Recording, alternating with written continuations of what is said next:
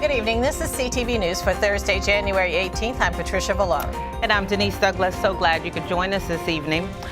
Governor Larry Hogan is calling for redistricting reform across the state. The governor held a press conference to announce this issue earlier today. Hogan says the legislation would prevent elected officials from redrawing their own districts.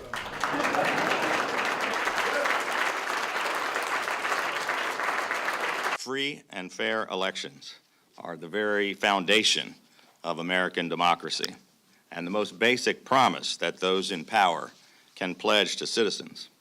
Unfortunately, in Maryland, we haven't had much balance, fairness, or competitiveness in our political system for decades. Instead, we've been singled out for having some of the worst, most gerrymandered and unfair congressional districts in the nation, and our state legislative districts are even worse. Showing leadership, taking action right here, right now, to address this problem is simply the right thing to do, and nearly all Marylanders agree.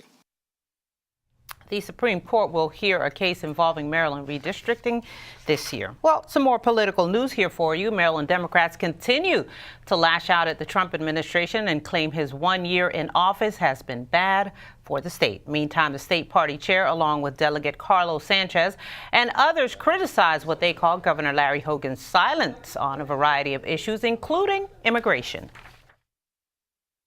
But it's also about the fact that there have been multiple attacks on communities of color in the state of Maryland, coming from the White House and from Congress.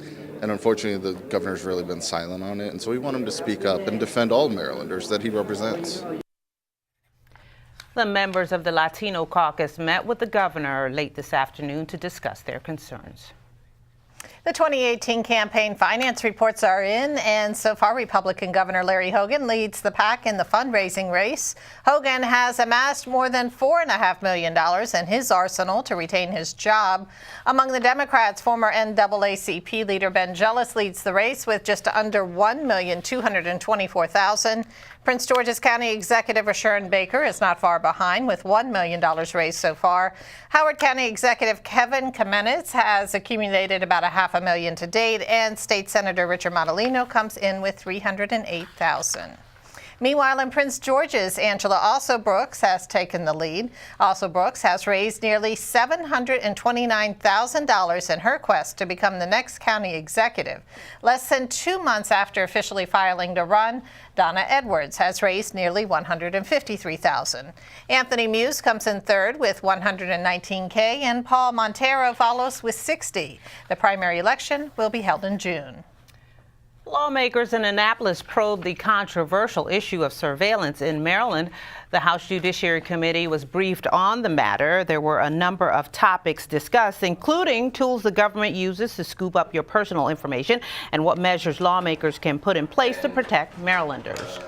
As well as a code. I have a bill dealing with creating a task force to look at maybe creating a commission that's going to study these types of things, because technology is changing at such a rapid pace.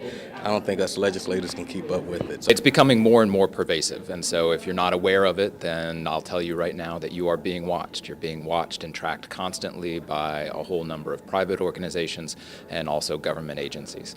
And so driving into Annapolis today, I drove through probably half a dozen license plate readers that registered my license plate, and so the state police know that I'm here. And if they don't know, then Google was tracking me because I was using a Google Map app to get here, and Google knows I'm here. And if the government wanted to know where I was, all they had to do is call up Google and say, where was Gray this morning? And they would be able to find that out. And there's absolutely no limitation on their ability to get access to that information. Delegate Sidnor has introduced legislation that would require a search warrant before police can use a cell tower simulators. Well, for all of the students out there enjoying these snow days, listen to this. Some school districts are looking at adjusting their calendars in light of the recent snow days that were caused cancellations.